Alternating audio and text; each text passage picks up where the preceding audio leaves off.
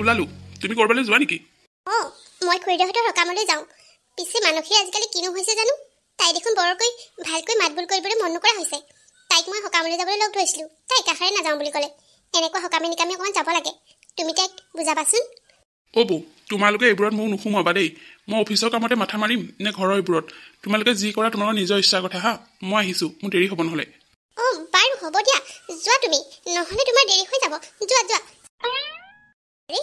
আজিকালি হৈছে কি ভাইটিয়েও দেখোন কথাবোৰ অলপ বেলেগ ধৰণে ক'বলৈ আৰম্ভ কৰিছে আগতেতো ভাইটিয়ে মোক এনেকৈ কেতিয়াও কোৱা নাছিলে হৈছে কি আচলতে তোমাক কিন্তু মানিছোঁ দেই সৰলতা দেখুৱাই মানুহক কথা কোৱাৰ তোমাৰ ষ্টাইলেই বেলেগ কিন্তু কি মানসী তুমি এইবোৰ কি কৈছা মই কি কৰিলোঁ আপুনি কি কৰিলে মই গম নাপাওঁ বুলি ভাবিছে নেকি আপুনি মোৰ মানুহজনক কি কথা লগাইছিল হা আপুনি কি ভাবিছে মোৰ মানুহজনক কথা লগাই মোক দেখিব নোৱাৰা কৰিব হা আৰু আপোনাৰ তলতে আপুনি ৰাখিব মোৰ মানুহজনক মই কি তেনেকুৱা হ'বলৈ দিম বুলি ভাবিছে নেকি আপুনি হা মোৰ ঘৰতে মোৰ মানুহজনৰে ইনকাম খাই আছে আৰু আমাকে বেয়া কৰিবলৈ বিচাৰিছে কেনেকুৱা মানুহে আপোনালোক মানসী তুমি মোৰ কথা তেনেকৈ ভাবা সপোনতো মই তোমালোকৰ বিষয়ে তেনেকৈ নাভাবোঁ মই কেতিয়াও ভাইটিৰ লগত তোমাক বেয়া হোৱাটো নিবিচাৰোঁ মই মাত্ৰ তুমি সকামলৈ নোযোৱা কথাটোহে কৈছিলোঁ তাতে তুমি এনেকৈ ভাবিব পাৰিলা আৰু তুমি কি ক'লা হয় দিয়া আমি তোমালোকৰ ইনকামেৰে খাই আছোঁ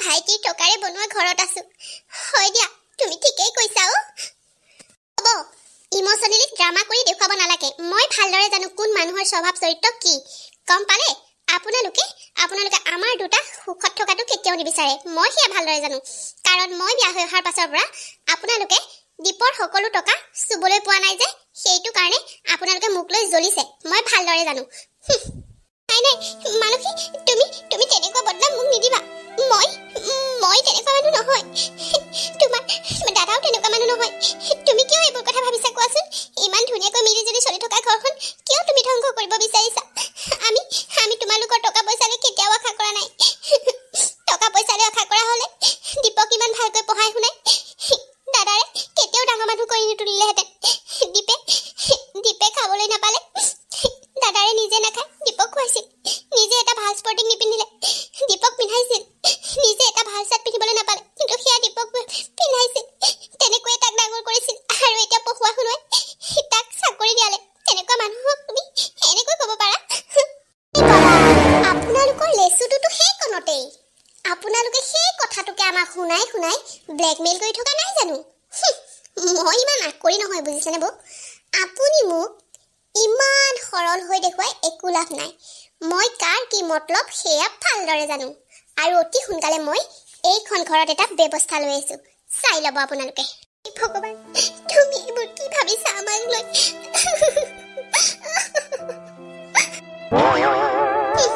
তহঁতক এইখন ঘৰৰ পৰা খেদি নোলোৱালৈকে মোৰ গাত শান্তি নালাগিব গতিকে যি পাৰোঁ তাকে বদনাম দি তহঁতক এইখন ঘৰৰ পৰা অতি সোনকালে গেট আউট কৰি আছোঁ চাই ল'বি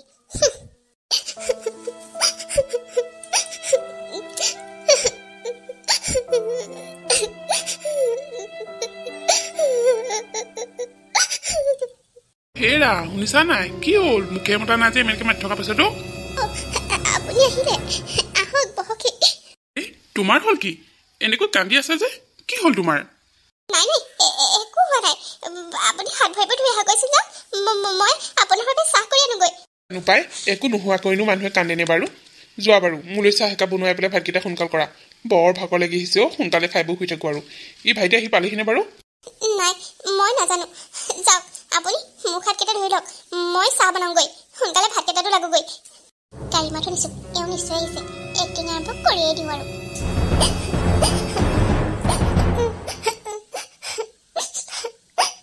হাই ডাৰ্লিং কি কৰি আছা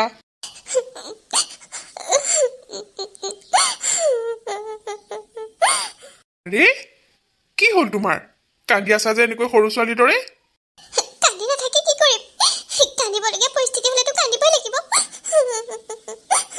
আৰে কোনে কি ক'লে তোমাক তুমি আৰু এনেকৈ কান্দি থাকিলে ভাল লাগে নেকি মই অফিচৰ পৰা অহাৰ পিছত হা কোৱাচোন তোমাৰ বহেৰাই মোক ইমান কথা শুনাইছে সকামটোলৈ নগ'লো বুলি মোক ইমান কথা শুনালে আৰু সিহঁতে তোমাক পঢ়ুৱাই শুনোৱাই ইমান ডাঙৰ চাকৰি দিলে সেইকাৰণে মই মুখে মুখে বোলে উত্তৰ দিব নালাগে আৰু বয়ে বুলি যি কয় মই তাকে শুনিব লাগে আৰে গাটো ভাল নহয় কাৰণেহে মই সকামলৈ নগলো তাতেনো ইমানখিনি কথা শুনাব লাগেনে বৌয়ে তোক এনেকুৱা কথা ক'বলৈ সাহস কৰিছে কি আচৰিত তুমি ভাবিছা নেকি তোমাৰ বৌ বৰ সহজ সৰল থাকেহে তেনেকৈ কিন্তু সিহঁতৰ মনত আমাৰ প্ৰতি বহুত বেয়া ভাৱ সোমাই আছে মোক ইমান কথা শুনালে আজি তুমি বোলে তেওঁলোকৰ বাবেহে চাকৰিটো পালা তুমি মানে পঢ়া শুনা যে কৰিলা সেইখিনি মানে অথলেহে গ'ল তেওঁলোকেহে তোমাক চাকৰিটো দিয়ালে যেন সেইবোৰ কথা শুনি মই সহ্য কৰিব পাৰোঁ নেকি তেনেকৈ ক'ব পাৰিলে মই মানে নিজে কষ্ট কৰি পঢ়া শুনা কৰাবোৰ অথলে গ'ল সিহঁতে পইচা পাতিকেইটা খৰচ কৰিলে কাৰণে আজি এনেকৈ কথা শুনাব পাৰিছে মই তোমাক সেইটো কাৰণেই কৈছোঁ এইবোৰৰ লগত কেতিয়াও লগত থাকিব নোৱাৰা সদায় এনেকৈ কথা শুনাই থাকিব লাগিব পইচা পাতি কেইটামান দি বেলেগ কৰি দিয়া মই আৰু নোৱাৰোঁ সিহঁতৰ লগত থাকিব এনেকৈ কথা শুনি মই থাকিব নোৱাৰোঁ সিহঁতে পঢ়ুৱাই শুনুৱাই চাকৰিটো পোৱা ব্যৱস্থা কৰি দিলে বুলি সিহঁতৰ মতে কি আমি চলিম নেকি তুমি কিবা কিবি কেইটামান দি এইখন ঘৰৰ পৰা সিহঁতক উলিয়াই দিয়া নহ'লে মই শান্তিত থাকিব নোৱাৰিম তুমি চিন্তাই নকৰিবা মই আজিয়ে সিহঁতক ব্যৱস্থা কৰি আছোঁ সিহঁতে মোক লৈ এনেকৈ ক'ব পাৰে মোৰ লগত টকা পইচাকেইটা খৰচ কৰিলে বুলিয়ে এনেকৈ কথা শুনাই থাকিব লাগেনে মই আজি সিহঁতৰ লগত কথা পাতি সিহঁতক এইখন ঘৰৰ পৰা উলিয়াই দিম এনেকৈ এক্টিং কৰি মই সকলোবোৰ নিজৰ কৰিব লাগিব বাহ মানসী বাহ তই পাৰিছ তই পাৰিছ এতিয়া এখন মহাভাৰত হ'ব আৰু মহাভাৰতৰ যুদ্ধলৈ মই সাজি কাচি ওলাই যাব লাগিব দাদা বৌ ক'ত আছা এইফালে ওলাই আহা তোমালোকৰ লগত মোৰ ইম্পৰ্টেণ্ট কথা আছে কি হ'লো ভাইটি কেনেকৈ চিঞৰিবলগীয়া আনিছোঁ যে চিঞৰিবলগীয়া আছে কাৰণ দৰকাৰী কথা এটা আছে সেইকাৰণে চিঞৰিছোঁ এনেকুৱা কি দৰকাৰী কথা হ'ল এনেকৈ ৰাতিখন চিঞৰিছ যে আৰু কি হ'ল মানসী তুমি যে এনেকৈ কান্দি আছা আপোনাৰ মানুহজনীকে সোধক মই কিয় কান্দি আছো কথা ক'বলৈ আহিছে মানুহৰ আগত বেচেৰা হৈ দেখুৱাব মই কি কৰিলোঁ মানসী তোমাক তুমি যে এনেকৈ কান্দি আছা তুমি এইবোৰ কি কথা কৈছা ভাইটি আচলতে হৈছে কি এইবোৰ মই একো ধৰিব পৰা নাই আচল কথাটো কি সেইটো কওক কোনটো জানিব আচল কথাটো মই অতি সোনকালে মানসিক ডিভৰ্চ দিবলৈ গৈ আছোঁ কি কথা কৈছা তুমি এইবোৰ তুমি কি কথা ক'বলৈ আহিছিলা আৰু কি কথা কৈছা পাগল হৈছা নেকি তুমি ভাইটি তই কি কথা কৈছ এইবোৰ ভাবি চাইছনে হৈছে কি তোৰ দাদা মই একদম ঠিক কথাই কৈছোঁ মই অতি সোনকালে ডিভৰ্চ দিম কাৰণ তাই আমাৰ ঘৰত থাকি শান্তি পোৱা নাই আৰু তাই মোক প্ৰেছাৰ দিছে তহঁত দুটাক এইখন ঘৰৰ পৰা উলিয়াই পঠিয়াবলৈ যাৰ বাবে তাই আজি বৌৰ গাত বহু মিছা কথাৰ অপবাদ দিছে মই অহাৰ লগে লগে বৌৰ কথা মোক সঁচাই মিছাই অপমান কৰিছে মই কি সৰুৰে পোৱা মানুহহালক নাজানো তেওঁলোকৰ ব্যৱহাৰ কেনেকুৱা এই কথাটোতে মই গম পালোঁ তাই যে এইখন ঘৰত মিলিজুলি থাকিব নোৱাৰিব সেয়েহে মই অতি সোনকালে তাইক এইখন ঘৰৰ পৰা মুক্ত কৰি দিব খুজিছোঁ দাদা মানসী তুমি মোৰ কথা সঁচাই মিছাই লগাইছা মইনো তোমাক কি কৰিলোঁ কোৱাচোন বৰঞ্চ ওলোটাই তুমিহে কথা শুনালা কিন্তু মই সেই কথা দাদাক এবাৰলৈও নক'লোঁ কিন্তু তুমি সঁচাই মিছাই দীপক অহাৰ লগে লগে সকলো কথা লগালা কিয় এনেকুৱা কৰিলা মানসী মইতো তোমাক কোনোদিনে বেয়া ব্যৱহাৰ কৰা নাছিলোঁ তোমাকতো মই ভণ্টিৰ দৰে মৰম কৰিছিলোঁ তুমি কিয় মোক বা বুলি ভাবিব নোৱাৰিলা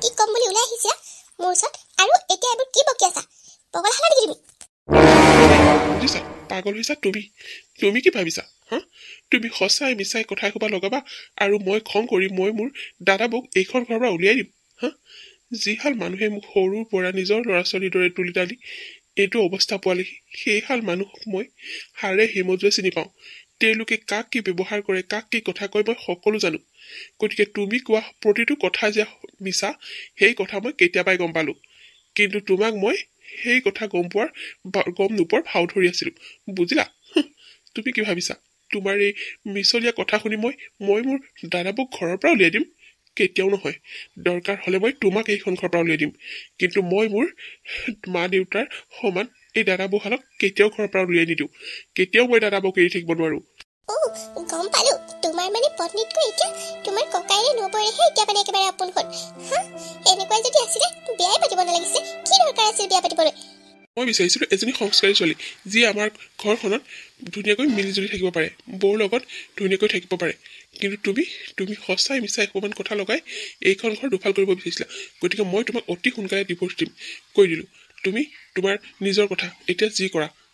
কি তুমি আমাৰ বিয়া হৈ এবছৰে হোৱা নাই, তুমি মোক এনেকৈ ক'ব পাৰিলা? হা, তুমি মোক এনেকৈ ক'বলৈ বাধ্য কৰাইছা। তোমাৰ ব্যৱহাৰে তোমাক এইখিনি কথা শুনিবলৈ বাধ্য কৰাইছে, বুজিছা?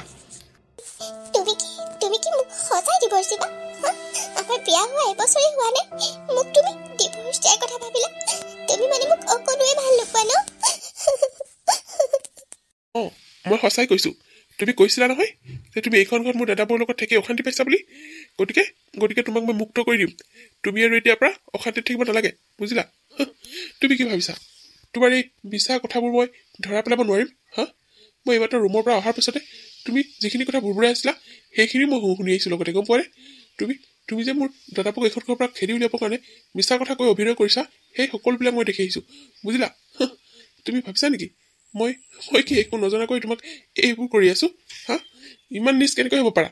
ইমান মৰমীয়াল মানুহৰ বিষয়ে মিছা অপবাদ দি তুমি এইহাল মানুহক এইখন ঘৰৰ পৰা খেদি উলিয়াব বিচাৰিছা? তোমাৰ অকণো বেয়া নালাগিল? তুমি কি সকলোবোৰ শুনি আছিলা? আচলতে মই এইখন ঘৰক নিজৰ বুলিয়ে মানি লৈছিলোঁ, কিন্তু মোৰ মায়েহে কিছুমান বেয়া কথা মোৰ মূৰত সোমাই দিছিল, যাৰ বাবে মই এনেকুৱা ব্যৱহাৰ কৰিবলৈ লৈছিলোঁ। প্লিজ দীপ, তুমি মোক এনেকৈ 1 বছৰ নহওঁতে তুমি মোক ডিভোৰ্চ দিব নোৱাৰা। মানুহে মোক কি বুলি ক'ব? মোকেই মানুহে দুখিব, ময়ে বেয়া বুলি ক'ব। প্লিজ দীপ, মোক ক্ষমা কৰি দিয়া। মই ভুল কৰিলোঁ, মই এনেকুৱা কৰিব নালাগিছিল। দীপ প্লিজ মোক ক্ষমা কৰি দিয়া, মোক ডিভোৰ্চ নিদিবা। ইতিমধ্যে সিদ্ধান্ত লৈ পেলাইছোঁ। মোৰ সিদ্ধান্ত সলনি নহয়। তোমাক মই বহুত মৰম কৰিছিলোঁ, কিন্তু যেতিয়াই তোমাৰ দাদাবোৰৰ প্ৰতি এই স্বভাৱটো দেখিলোঁ তেতিয়াৰ পৰাই তোমাৰ প্ৰতি মোৰ একো ভাল ভাৱ নোহোৱা হৈ গৈছে। গতিকে তোমাক মই মোৰ এই বন্ধনৰ পৰা মুক্ত কৰিব বিচাৰিছোঁ। দীপ, তেনেকৈ নক'বা, মোৰ ভুল হ'ল। সঁচাকৈ মই অন্তৰৰ পৰা উপলব্ধি কৰিছোঁ। মই বৌৰ কথা মিছামিছিকৈ কৈ মই বৌ আৰু দাদাক এইখন ঘৰৰ পৰা খেদিব বিচাৰিছিলোঁ, যাৰ বাবে মই ইমান মিছা কথা ক'লোঁ। মই সঁচাকৈ ভুল কৰিছোঁ। মই অন্তৰৰ পৰা ক্ষমা খুজিছোঁ। দাদা, বৌ, তোমালোকে মোক ক্ষমা কৰি দিয়া। মই মোৰ মাৰ কথা শুনি মানুহজনী সলনি হৈ পৰিছিলোঁ আৰু তোমালোকক সেইখন ঘৰৰ পৰা খেদিবলৈ কুবুদ্ধি আনিছিলোঁ। মই অন্তৰৰ পৰা ক্ষমা খুজিছোঁ। মোক পাৰা যদি ক্ষমা কৰি দিয়া। ভাইটি, মানুহ মাত্ৰে ভুল হয়েই। তুমি মানুহক ক্ষমা কৰি দিয়া। তাইৰ এইটো প্ৰথম ভুল বুলি তাইক ক্ষমা কৰি দিয়া। মানুহে প্ৰথমবাৰ ভুল কৰিলে এবাৰ হ'লে মানুহে ক্ষমা কৰি দিব লাগে। তাই যেতিয়া নিজৰ ভুলটো বুজি পাইছে, তেতিয়াহ'লে তুমি তাইক ক্ষমা কৰি দিয়া ভাইটি। সম্পৰ্কবোৰ এনেকৈ ভাঙো বুলি ভাঙিব নোৱাৰি নহয়। ভাইটি, তাইক তই ক্ষমা কৰি দে। তাই যেতিয়া নিজৰ ভুলবোৰ বুজি পাইছে, ক্ষমা খুজিছে, গতিকে তাইক ক্ষমা কৰি দিয়াজন বহুত মহান। তই তাইক ক্ষমা কৰি দে। তাই নিজৰ ভুলটো বুজি পাইছে। প্ৰথমবাৰলৈ তাই এইটো ভুল কৰিছিল। তাই এতিয়া সকলোবোৰ বুজি পাইছে। তই ক্ষমা কৰি দে তাইক। মই সঁচাকৈ কৈছোঁ, অন্তৰৰ পৰা কৈছোঁ, মই বহুত ডাঙৰ ভুল কৰিছিলোঁ। তোমাৰ দেৱতা তুল্য এই দাদা নবৌহলক মই সেইখন ঘৰৰ পৰা খেদিবলৈ বিচাৰিছিলোঁ, যাৰ বাবে এইখিনি কুটবুদ্ধি মোৰ মনলৈ আহি মই বৌক বেয়া ব্যৱহাৰ কৰিছিলোঁ। তুমি প্লিজ মোক ক্ষমা কৰি দিয়া। মই এইবাৰেই প্ৰথম আৰু শেষ ভুল কৰিলোঁ, আৰু মই কেতিয়াও নকৰোঁ।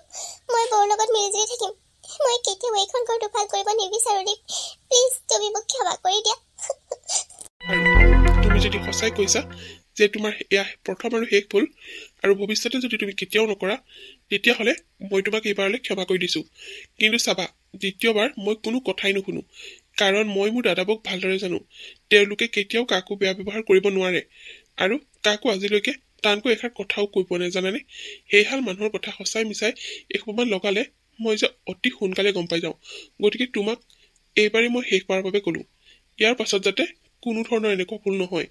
পিছত কিন্তু মই কোনো কথাই নুশুনিম। হ'ব দীপ, মই তোমাক কথা দিছোঁ, মই আৰু ভৱিষ্যতলৈ কেতিয়াও এনেকুৱা নকৰোঁ। মোৰ ভুল হৈ গৈছিল দীপ। ভাল লাগিছে তুমি যে কথাবোৰ বুজি পালা। মই তোমাক বহুত ভাল পাওঁ। তোমাক মই বহুত মৰম চেনেহ কৰোঁ। কিন্তু তুমি যেতিয়া বৌৰ বিষয়ে কথাবোৰ কৈছিলা, মোৰ বহুত খং উঠিছিল। তুমি চাগে ভাবিছিলা মই দাদাবোক ঘৰৰ পৰা উলিয়াই দিবলৈ আহিছোঁ।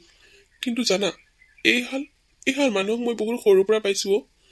সিহঁতক মই হাড়ে হিমজুৱে চিনি পাওঁ। সিহঁতে কাক কি ব্যৱহাৰ কৰিব পাৰে, কাক কি কথা কয়, সকলো জানা। মই সৰুতে কিবা এটা খাব বিচাৰিলে দাদাই যিকোনো প্ৰকাৰে আনি দিছিল জানা। সি নিজে এটা ভাল চাৰ্ট পিন্ধি নাপালে, মোক পিন্ধাইছিল। সি মোক পঢ়ুৱাই শুনুৱাই সেইমানখিনি পোৱালেহি।